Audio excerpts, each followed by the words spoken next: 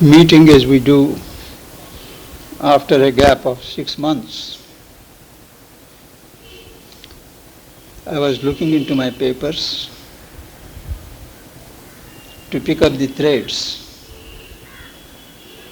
and I find we have had 29 talks on the subject of mother's life and work, and we were in the midst of discussing mother's discourses in Paris,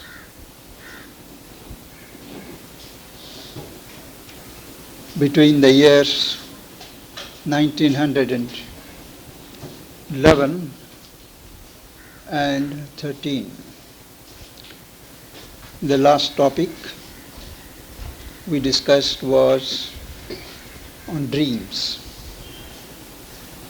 Today's topic is gem of a talk entitled Supreme Discovery. It is the most circulated, the most perceptive perhaps of this order of talks, and has been translated into many languages.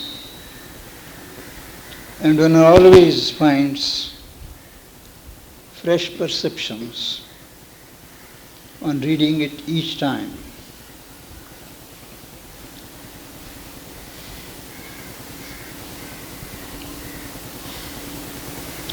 She speaks of a synthesis that has to be built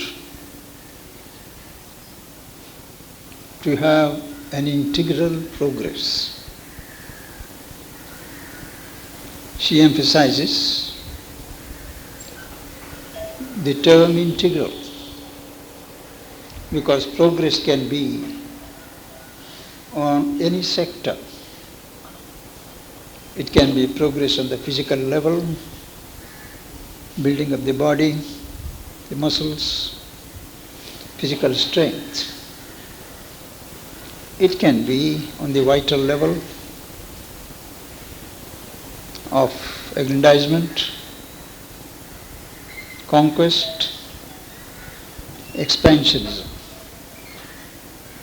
It can be at the level of mind, weaving speculative thoughts, systems, and mostly, as we find in this world, they are exclusive.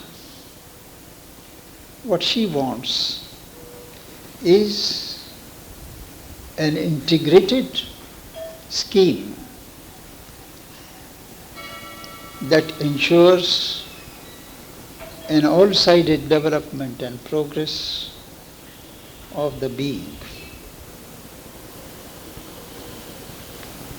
And for this purpose, the synthesis has to start at the level of the mind. Man is a mental being. So, he is always guided, led by his thoughts, sequence of thoughts, and hence it is meet that the synthesis is erected in the mind, and that has to be around one idea. Idea is something different from thought. An idea is some truth acquiring a mental individuality, and that idea runs into several thoughts. It is necessary to have a central idea before us,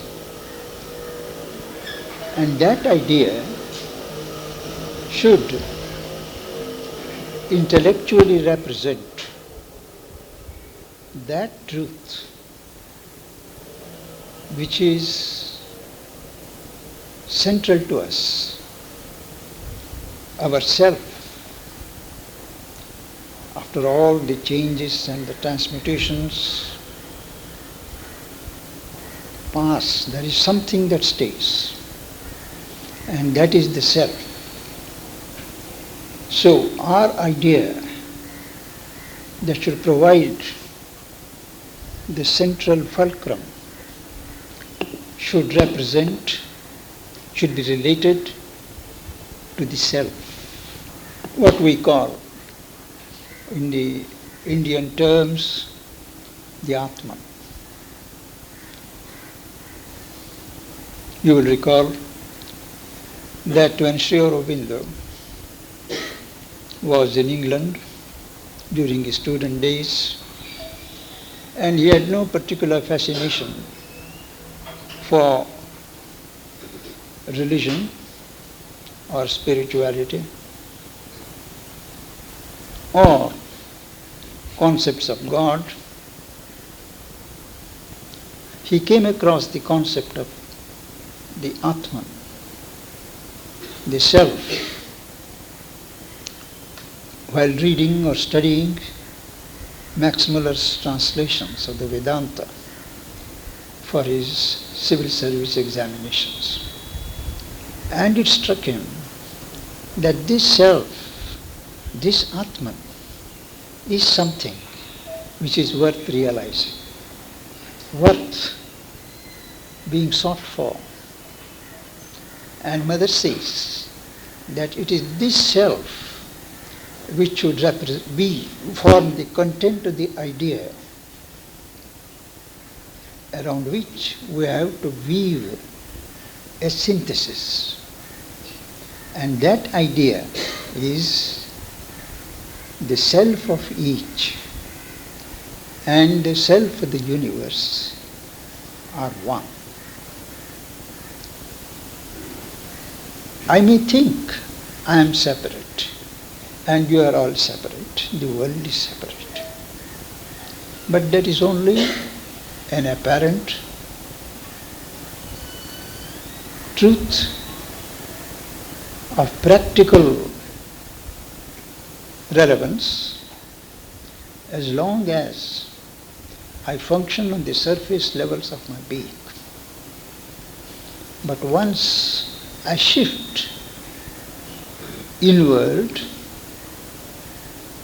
or upward my consciousness, I realize that at a certain level, myself and the self of you all, in other words, the self of the universe, are the same. And that is because our common origin, my origin and your origin, is the same. It is the reality, the immutable reality. That is one. So, our origin and ourselves, our God and ourselves are one. Now, this oneness is not merely a union.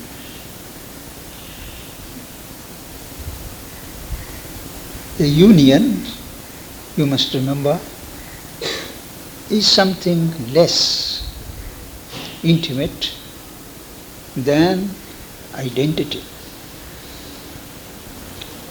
To unite, you still keep your individuality. But when there is identity, it is something becoming one.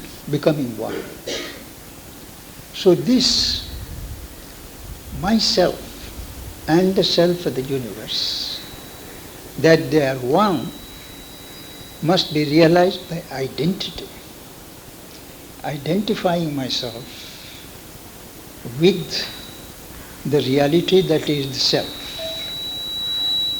And to do this, intuition, mental reasoning is not the way. There may be helps on the way, but they are not the sole means.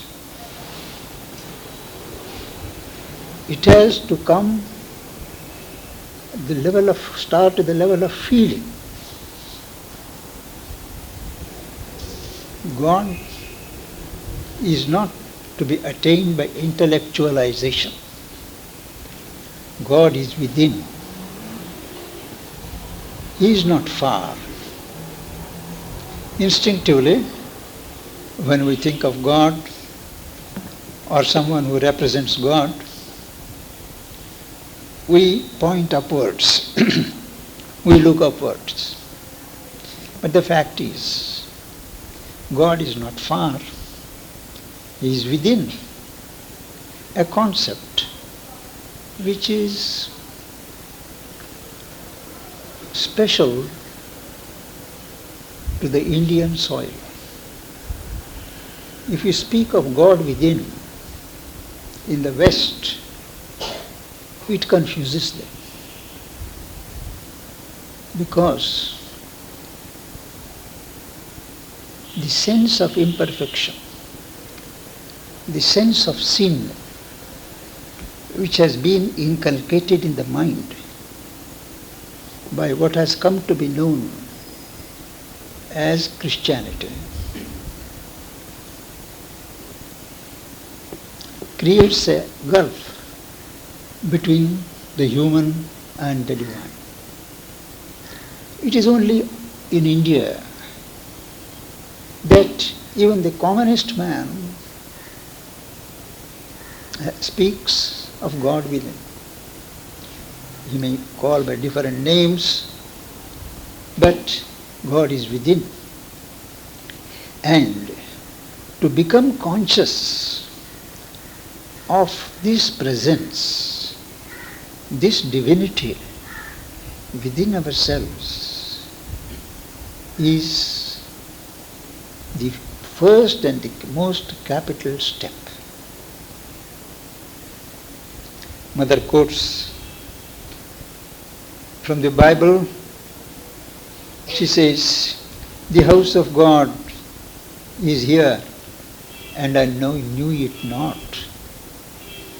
In his poems, Sri Aurobindo speaks of the unworshipped God within.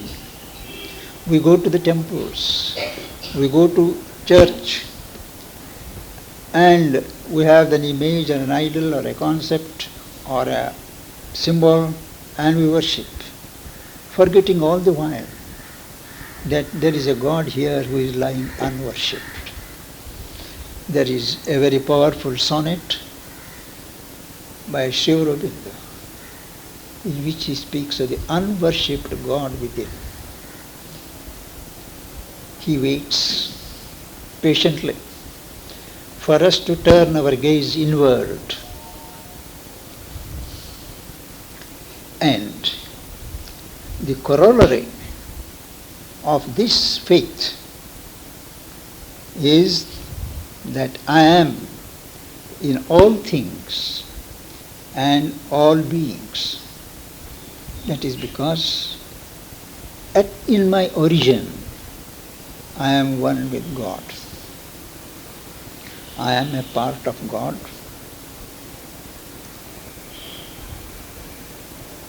An inalienable portion of God. And having this background, that I am in all things, all beings, we should first mentally conceive and emotionally feel, remind ourselves that God is there in the atom, that God is there in the living creature, even in non-living creatures, what we call non-living creatures. There are the plants, there is the stone. The divine presence there vibrates. We may not have the sensitivity to respond to that vibration. It requires a spiritual culture to be sensitive and to respond to the divine presence in a grain of sand, in the smallest creature. This is the central thought, that God is there in everything. Not enough to have this thought. It has to be built into a conviction, which we remember all the time. Remembrance. Not enough to remember either. We should act. The speciality of Mother's approach is that you first have that faith, that conviction. Next, continually you remember it. Everything should remind you of that truth. And next, third step is that you act on that basis. Otherwise, it remains a theory. Once we establish this as the center of things, then automatically it leads to oneness of the universe. We don't need to propagate, we don't need to lecture, but it is a self-evident truth that there is a pervading oneness. There is one extension of matter, one flow of life, one throb of mind, one spirit breathing in all souls. And we realize, to repeat, that the individual self and the universal self are the same, are one. When we do this sincerely, we become automatically less self-centered. All self-centeredness is based on egoism, ego point of view, and that leads to self-limitation, creating a web of falsehood in which we are caught. It poisons our attitudes, our approaches to everything. But once this truth becomes self-evident to us, oneness of the individual and the universal self, we begin to break out of our self-imposed limitations. As I was saying, in every atom there is the divine presence. And she adds, man's mission is to manifest it. Man's mission is not to be happy. Somewhere Sri Aurobindo says it is a very poor idea of the right use of life. To be happy, to work to make others happy, is a good project, but that's not the central mission. All these social, economic, religious, political upliftments, betterments, they all form subsidiary parts of man's mission, which is to manifest the divine presence.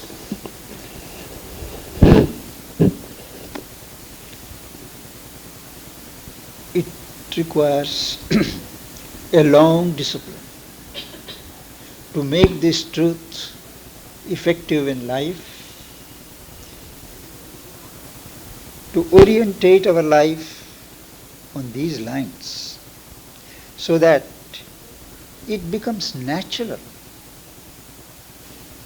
One has to undergo discipline,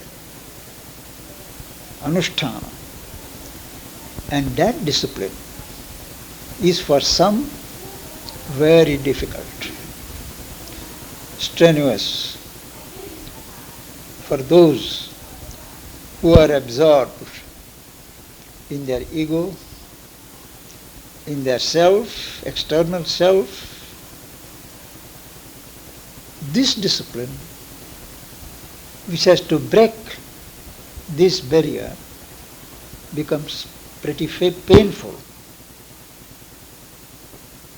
But for those who are less personally centered,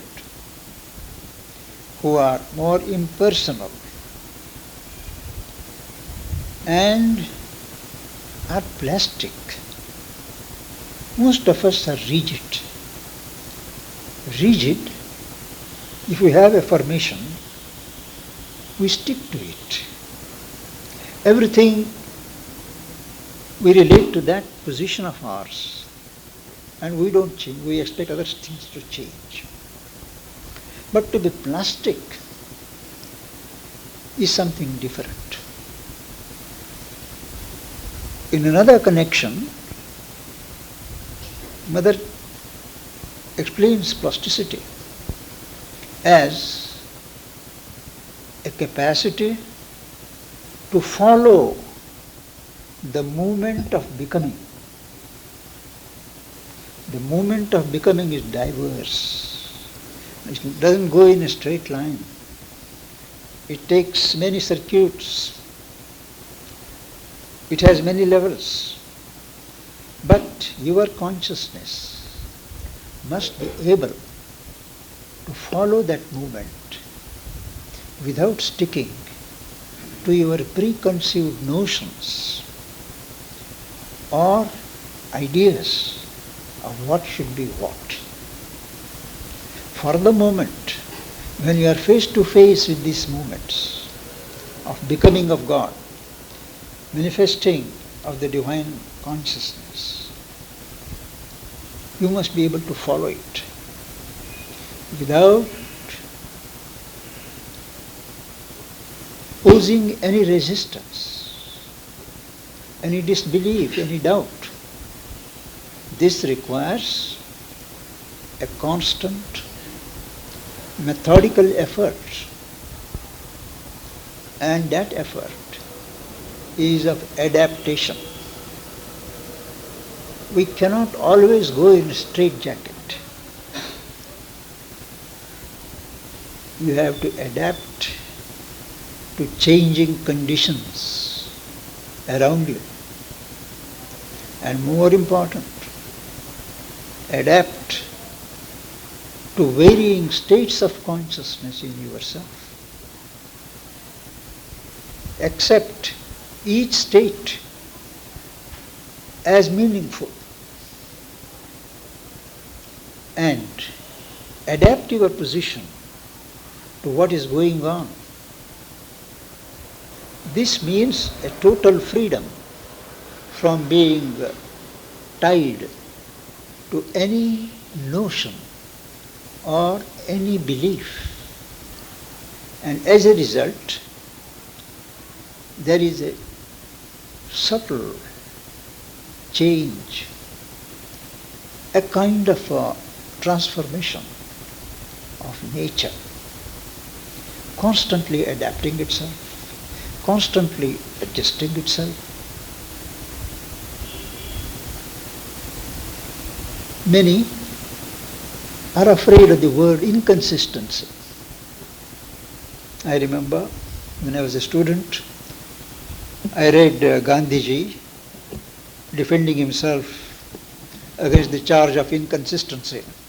He said, consistency is the hobgoblin of little minds. I said something. It was true at that time. Today conditions are changed. It requires a different response. Because I would be condemned as inconsistent, I shall not shirk to face the truth. That's what Mother and Sri Aurobindo also say, that they do not care for the charge of inconsistency. There has to be a spontaneous adjustment to changing conditions and change in the order and law of life. Nothing is same in two moments. The river is never the same the next moment. That's what the Buddhists point out. Change. You alone can't sit saying that I won't change. So this adaptation and transformation, they are the two wings of this methodical discipline. And the result is the standpoint changes. Your standpoint of judging others, we always judge others. We don't turn that searchlight on ourselves. And that standpoint changes. We are prepared to face the truth in ourselves and see the truth in others. And once you are prepared, the understanding widens. What is required in the world of today is understanding, not teaching. Understanding is not just mental grasp, but the whole being participates in that moment of following something else. This is understanding. Sri Aurobindo speaks in the Essays in the Gita of buddhi as intelligent understanding. Mere intelligence is not enough. It has to be accompanied by an understanding, an intelligent understanding, not an imposed understanding. So this understanding widens, and as a result, compassion grows. There is a flow of compassion. Mind you, it is not pity.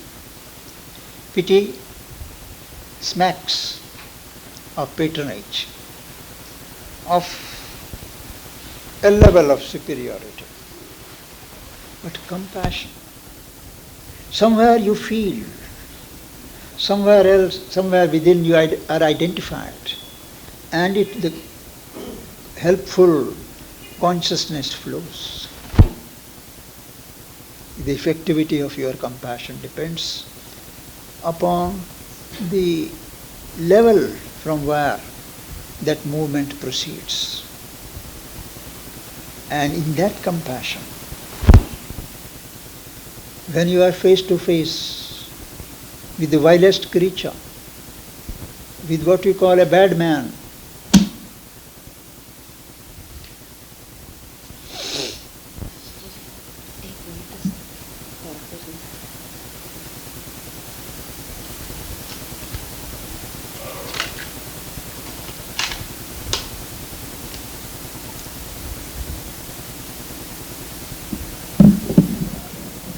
You should look for God in him. When Sri Aurobindo was asked this question, what do you do with an evil man when he is before you? He says, regard the divine in him. The worst person, deep within, there is the light, there is the flame. If you have the capacity, evoke it silently. You call that up. Evoke God in the vilest creature. And the effectivity with which you can do is according to the kind of love that you can emanate, love that you nurture in yourself. It goes without saying that we speak of true love, not human love, which always has a calculation, which is a transaction between two individuals, between two vitals. But true love, in Mother's definition, is where you just give yourself. You don't ask even to be recognized, much less to be responded to. You just can't help it. So, when there is this true movement of love, you are participating in the movement of divine love, which is always bending over us. When Mother describes how this vast wings, the divine love, is bending over us, within, divine above bending, and the inner Godhead being awake. If you are conscious, if you look to it, you become, it responds. Even otherwise, it is always there, exerting its influence, exerting its pressure, but you are not aware. But if you seek, it is there. The inner Godhead does not impose itself. It is concealed in the heart of things as the mother of all. The mother concept arises from this fact of creation, that she does not impose, she does not expect you to serve or recognize. She is content to help, to offer herself, and if in one aspect she is the mother, in another she is the servant of all. Sri Aurobindo's one of the poems, I believe he ends it, master of all, and servant of love, master of all, servant of love. So the divine is there as the servant and as mother, always ready to guide, if only we look within.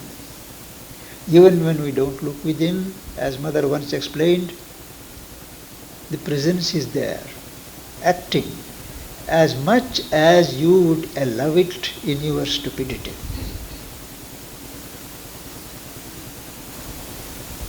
I think that's the point where we can stop today and resume next week.